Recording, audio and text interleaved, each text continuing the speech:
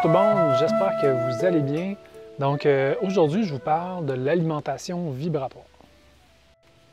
Donc le contenu d'aujourd'hui est inspiré du manuel de formation de Moulavidia, qui est le premier programme de l'initiation, le premier niveau que je rends accessible et dont on parle dans ce livre-là, justement de l'alimentation, puis quelles répercussions vibratoires ça peut avoir chaque aliment, puis par la suite de quelle manière on peut orienter une alimentation pour qu'elle suive notre chemin d'évolution spirituelle.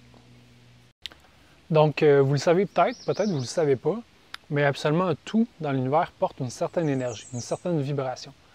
Puis, les aliments qu'on va consommer, ils ne feront pas exception à ça. Et ça va avoir une répercussion au niveau énergétique, dépendamment des aliments qu'on va consommer.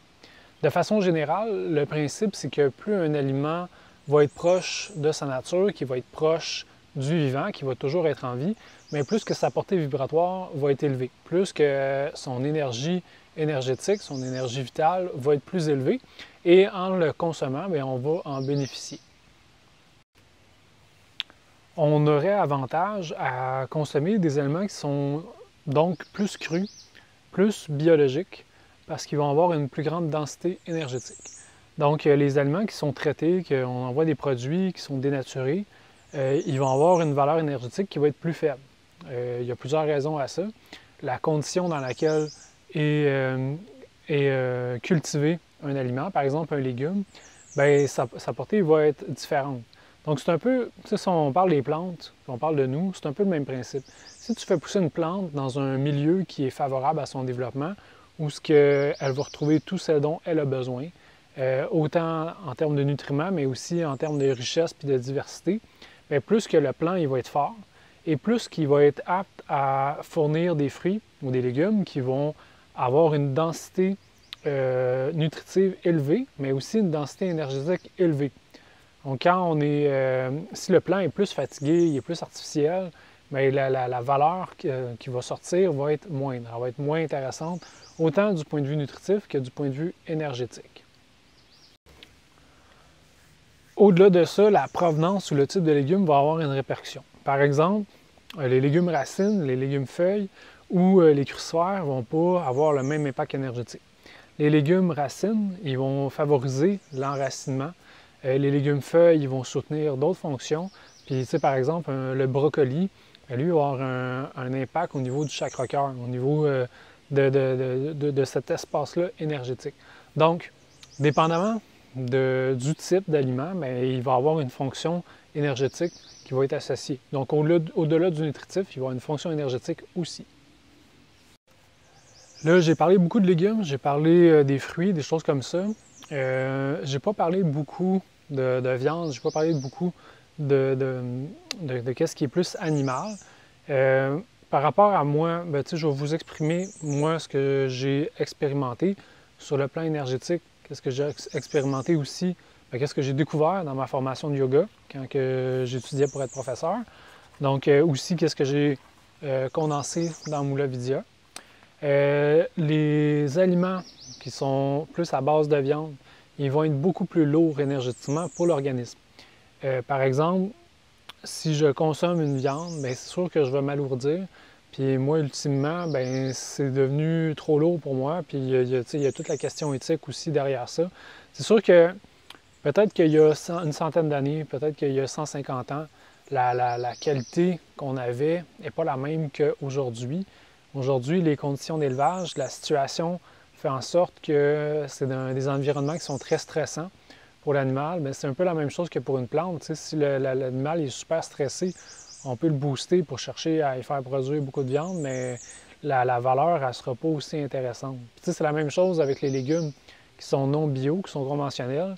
Mais tu sais, l'orientation de comment nous, l'agriculture s'est développée, c'est une question de volume. Donc, l'idée, c'était de produire le plus de poids par champ. Donc, supposons que je cultive un champ, mais moi, je vais aller chercher tant de tonnes de production. Puis, on est évalué à la tonne, mais pas nécessairement à la densité nutritive puis à la qualité du légume. Parce qu'à l'époque, on ne connaissait pas nécessairement ces notions-là. Puis, on s'imaginait que, bien, si j'en ai beaucoup, ça veut dire que je fais une bonne job.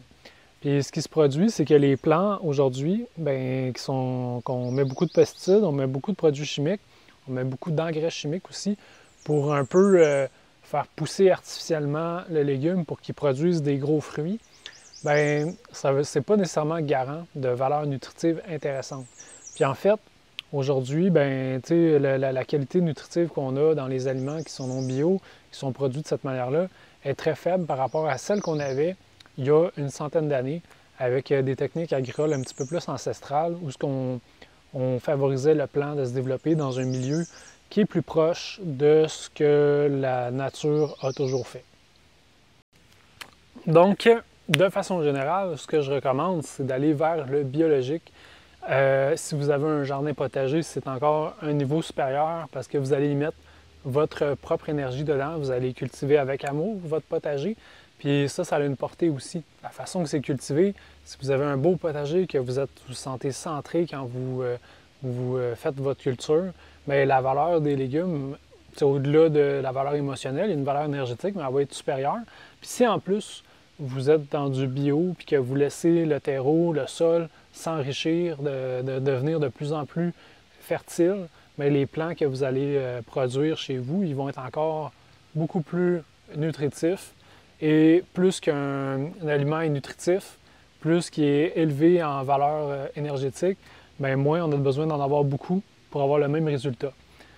Donc, moi, ce que je trouve par rapport à tout ça, c'est quand je réfléchis à la densité nutritive, la densité vibratoire de ce qu'on nous vend. Mais tu sais, quand tu vas à l'épicerie et que tu achètes, par exemple, on va dire des bananes, bien, tu payes au poids. Mais la valeur, tu ne payes pas au contenu, tu payes au volume. Puis, tu sais, c'est une réflexion qu'on pourrait se faire en société, justement, par rapport à nos habitudes alimentaires. Est-ce qu'on veut, quand on achète un aliment, est-ce qu'on l'achète pour qu'est-ce qu'il nous donne, comme vitamines, comme minéraux, comme nutriments, ou on l'achète pour combien qu'il nous donne en volume? Tu sais, avoir un super gros légume qui pèse 1 tonne, mais qui est plein d'eau et qui n'a aucune valeur nutritive, est-ce que ça a la même valeur qu'une cerise qui est gros comme ça, mais qui vaut 10 fois ton volume de 20 kg? Il faut choisir. Puis quand on fait cette réflexion-là, juste sur le plan nutritif, quand tu vas à l'épicerie et tu calcules ton coût d'épicerie, est-ce que c'est la même affaire? Bien, finalement, est-ce que vraiment ton aliment bio il est concrètement plus cher que ton aliment conventionnel? Si l'autre, tu payes, bien, dans le fond, c'est comme si tu vas tanker à l'essence puis il met un peu d'eau dedans. Est-ce que tu vas être content du produit? C'est sûr que non. Puis actuellement, même si le bio il est plus cher, du point de vue nutritif, il est plus intéressant encore, puis il revient moins cher au final pour ton corps. Parce que ton corps, lui, il ne fait pas de distinction. Il ne sait pas combien ça a coûté, il s'en fout un peu. Lui, tout ce qu'il veut, c'est voir combien il y a de vitamines, combien il y a de minéraux. Puis au niveau des corps énergétiques, c'est la même affaire. C'est que si l'argent, c'est de l'énergie aussi, mais si tu payes un certain montant en disant que tu vas économiser, mais que tu vas chercher une valeur vibratoire qui n'est pas très intéressante, bien, le calcul est encore pas bon pour toi. On est désavantagé dans ce contexte-là. Et là, j'entends la question, mais pourquoi je ferais ça? À quoi ça me sert? Si je suis déjà, moi, dans l'amour, pourquoi mes aliments que je consomme, je ferais ça aussi? C'est que ça va ça va nous soutenir. Donc, vraiment, si tu fais rentrer des aliments qui sont toxiques dans ton corps, autant que si tu es en santé naturelle puis que tu fais une approche plus naturopathique, le fait que tu amènes des aliments, bien, tu vas devoir les rééquilibrer. Fait que si tu manges des affaires, une barre Mars, par exemple, qui, elle, est super lourde, vibratoire, puis que là, tu la manges, puis que si tu fais ça vite, parce que tu veux, puis là, tu fais pas attention, tu portes pas attention, bien, tu vas rentrer dans ton système énergétique autant que dans ton corps un aliment qui va être pauvre, puis ultimement, ça peut t'alourdir. Comme ça peut être le cas, par exemple, pour la viande, si on mange vite, si la personne est stressée quand elle la fait, bien, on va absorber une partie de cette énergie-là. Donc, c'est sûr que il ne faut pas virer fou non plus. Je vous ai partagé certaines astuces, comme le fait de cuisiner dans la joie, l'amour et avec des mantras, d'être content de cuisiner, ça fait une différence. Mais si on néglige trop aussi, bien, ça peut finir par nous alourdir. Puis c'est un défi supplémentaire. Quand on le fait bien, quand on a une belle alimentation vibratoire, quand on est conscient aussi des aliments qu'on prend, quand on les cuisine, qu'on fait des mantras, bien, ça va soutenir nos systèmes énergétiques. Ça va permettre en fait de faire en sorte qu'on peut augmenter notre taux vibratoire beaucoup par ça. Et à un moment donné, bien, plus que notre corps, plus que nos corps énergétiques, plus que notre taux vibratoire monte, bien, plus que cette base-là, cette fondation-là alimentaire, va venir soutenir des états élevés, des états de conscience de plus en plus élevés, des taux vibratoires de plus en plus élevés. Puis à un moment donné, si vous êtes assez sensible à l'énergie, que vous expérimentez ça, puis je vous encourage à l'essayer pour vous voir pour vous-même, vous allez prendre des aliments qui sont un peu plus lourds, puis tout de suite, vous allez le sentir. Vous allez voir un gros écart. Donc, par rapport à tout ce que je vous dis, faites pas juste m'écouter aveuglément. Vous pouvez l'essayer. Essayez-le, voir, essayez une alimentation crue, je ne sais pas, une semaine. Renseignez-vous. Il y a quand même plusieurs livres qui parlent de ce sujet-là. Si vous voulez l'expérimenter aussi, je pourrais vous accompagner puis vous faire un plan. Ça fait partie de mon travail de naturopathe. Mais je vous encourage à l'essayer. Voyez, donnez-vous au moins 2 semaines pour que votre corps s'ajuste, pour que vous puissiez le sentir. Puis par la suite, vous allez vous faire une idée. Est-ce que ça a fonctionné ou est-ce que ça n'a pas fonctionné? Puis 2 semaines, là, même si vous dites « Ah ouais, là, ça va me coûter trop cher », 2 semaines sur une année, c'est pas grand-chose, mais l'expérience en vaut vraiment la peine. Donc, moi, je vous encourage à l'essayer. Les médiums et les hypersensibles qui m'écoutent, je vous invite à un petit exercice. Allez visiter une épicerie en santé naturelle, ou comme au Québec, tu as Avril, qui serait pas mal le meilleur référent pour moi. Rentrez dans l'épicerie, voyez comment vous vous sentez. Si vous êtes sensible, là, sentez l'énergie des lieux. Allez dans un maxi, rentrez, sentez l'énergie des lieux. C'est sûr que les gens qui vont vers des épiceries plus naturelles, ils ont leur propre vibe, qui sont déjà plus alignés. Ceux qui sont dans le rush puis le stress, qui vont chez Maxi, ils ont leur vibe aussi.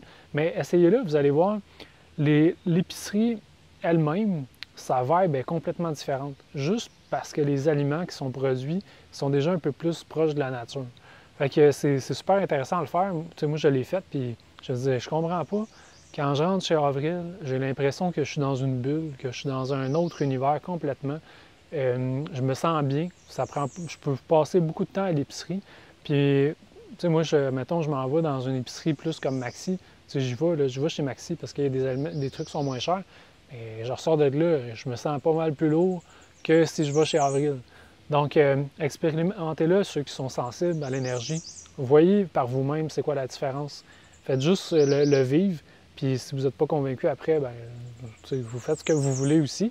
Mais moi, pour l'avoir vécu de cette manière-là, pour l'avoir expérimenté, j'ai trouvé ça assez fascinant de voir que même l'épicerie au complet, elle va porter une vibe qu'on va pouvoir sentir. Pour conclure, pour finir cette vidéo-ci, moi, ce que j'ai expérimenté, c'est que quand je suis vraiment bien mon programme alimentaire, quand je mange 100% bio, que je cuisine en conscience, puis je le fais presque tout le temps, mon canal de perception est beaucoup plus fluide, il est beaucoup plus aligné, puis il est beaucoup plus léger que quand je ne fais pas ça. Quand je commence à me désorganiser, que je mange un peu n'importe quoi, que je commence à être dans le transformé, je le vois dans mon canal, c'est beaucoup plus difficile. Ça me prend plus d'efforts pour faire la même chose. Puis inversement, me connecter, ça va prendre 1 seconde, puis mes messages vont être super alignés. Je ne vais pas avoir trop d'interférences, je vais être capable de donner des messages clairs. Puis même au niveau des soins énergétiques, ça va être beaucoup plus facile. Ça va me prendre moins d'énergie. Je vais récupérer plus vite quand je suis avec des cas un peu plus lourds. Donc, ça fait pas mal le tour. J'espère que ça vous a intéressé. Si vous voulez aller plus loin, je l'ai montré un peu, là, Moula Vidya, qui est la connaissance des fondations. C'est un programme initiatique sur 7 semaines.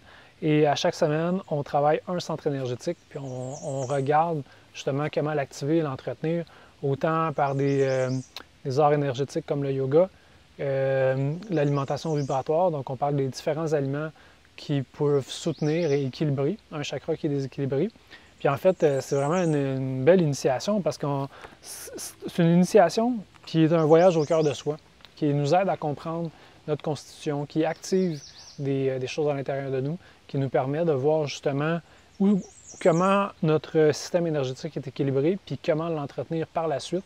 Fait que c'est vraiment de quoi qui est super cool. Moi, je l'utilise tout le temps. Ça fait partie de mon hygiène quotidienne. Donc, je vous remercie de votre écoute. Je vous souhaite une très belle semaine. Prenez soin de vous et essayez-le, l'alimentation vibratoire. Salut!